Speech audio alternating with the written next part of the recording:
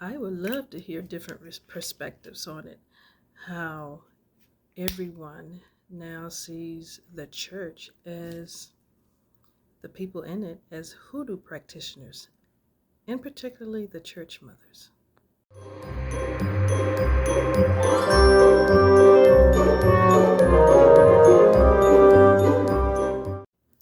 Hey, it's me once again. Yes, I'm still at Nana's. You can still see that. And I finally got the arrangements where they're not showing. Hopefully the phone will stay stacked where I have it.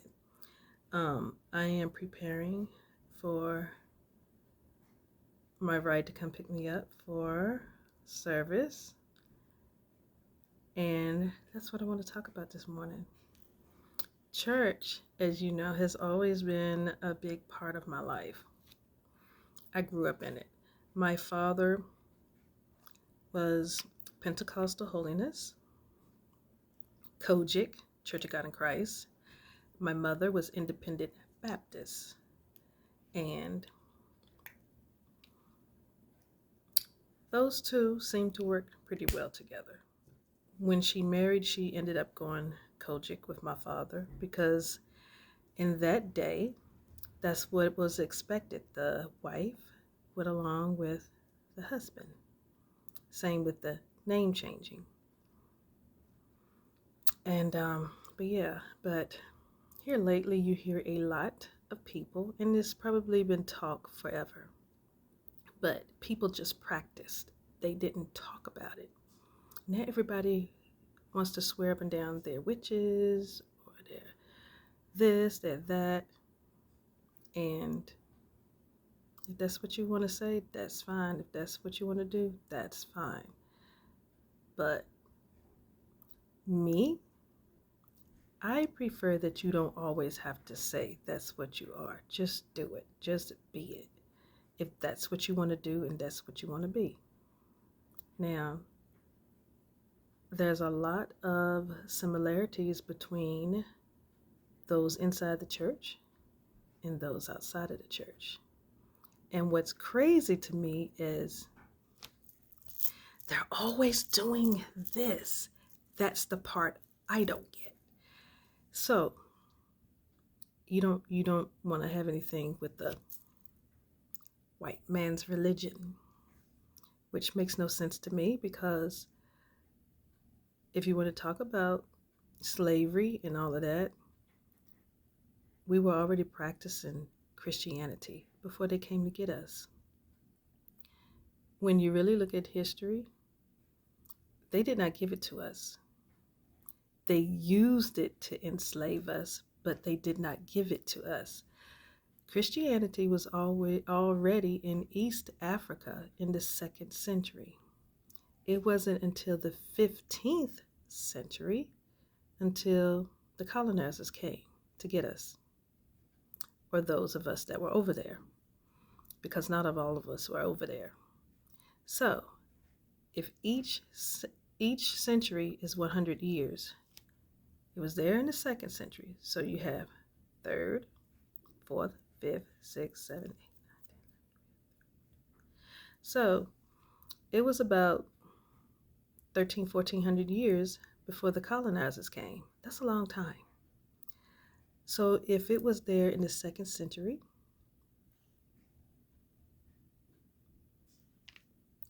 you know it was widespread before they came. Although there are some tribes who do not adhere to Christianity. There are some tribes there now that still does not. Some of the practices are still the same, but they don't ascribe to Christianity. There's those that don't ascribe to what their ancestors gave them.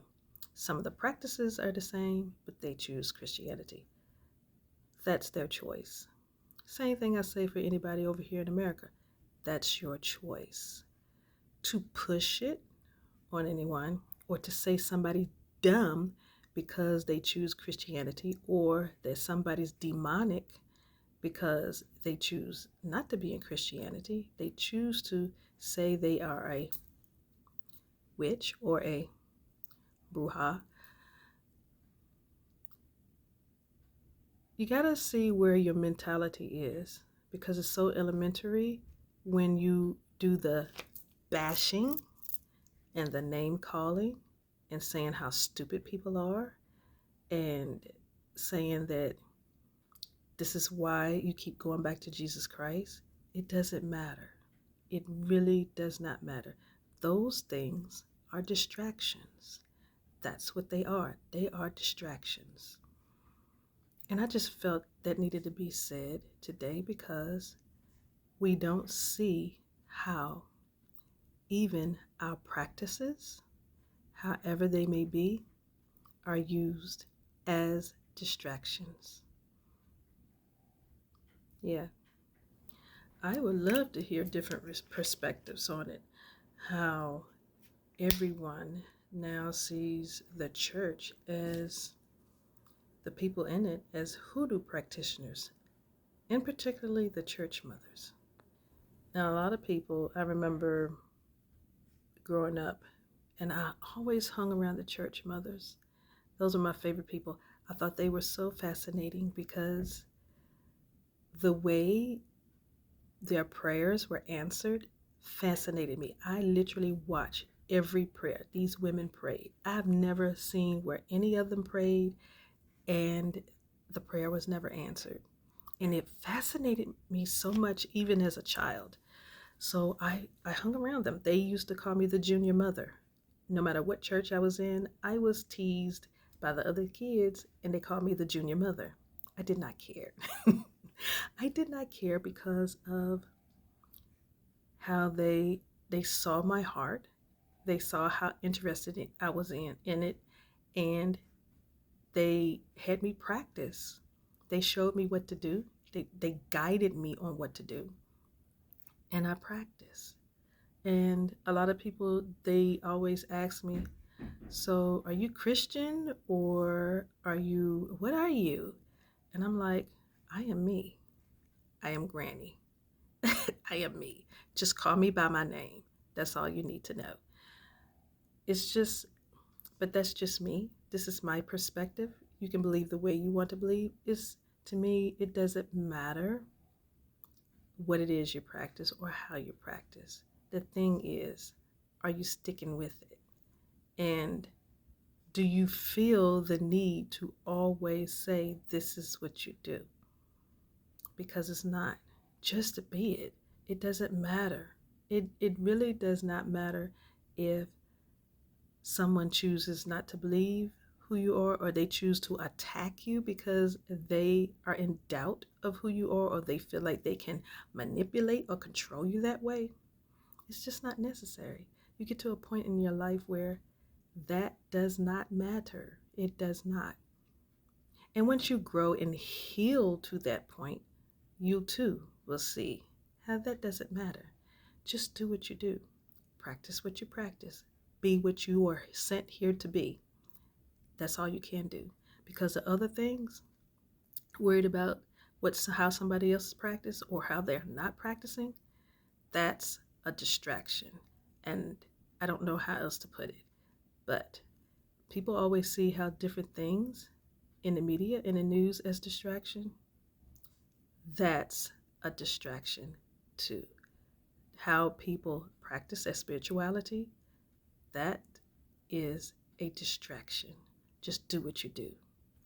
I also remember how during the Christmas time, how these same church mothers, they would go to the homes of young couples and couples who were struggling, whether they had children or not, to their elders, and they made sure everybody had what they need. They didn't ask them, they just saw the need, they knew the need, and they provided that need. They took care of it. And if they didn't have it, they went to who they knew who had it, and they got it for them and they took it to them.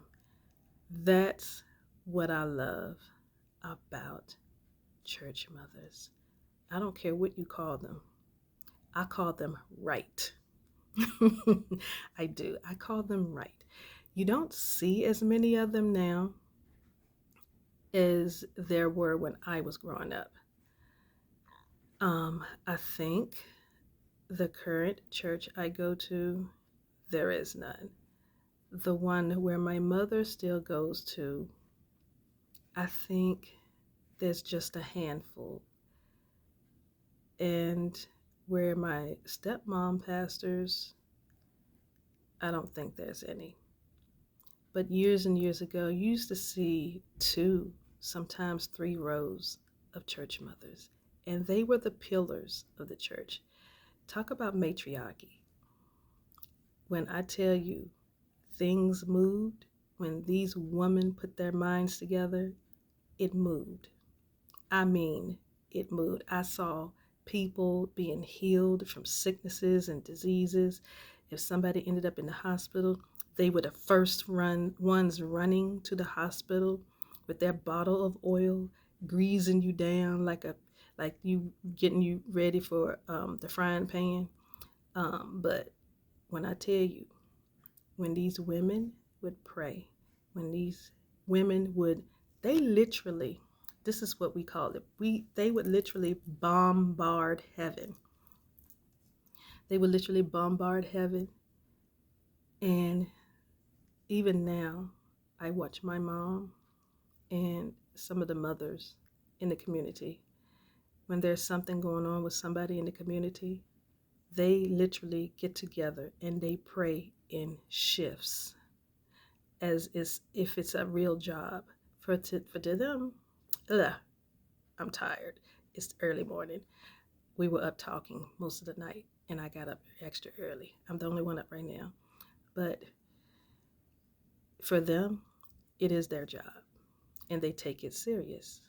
They really take it serious. And when I say things are changed in a matter of minutes, sometimes hours, sometimes days, but I mostly see it in a matter of minutes, sometimes immediate.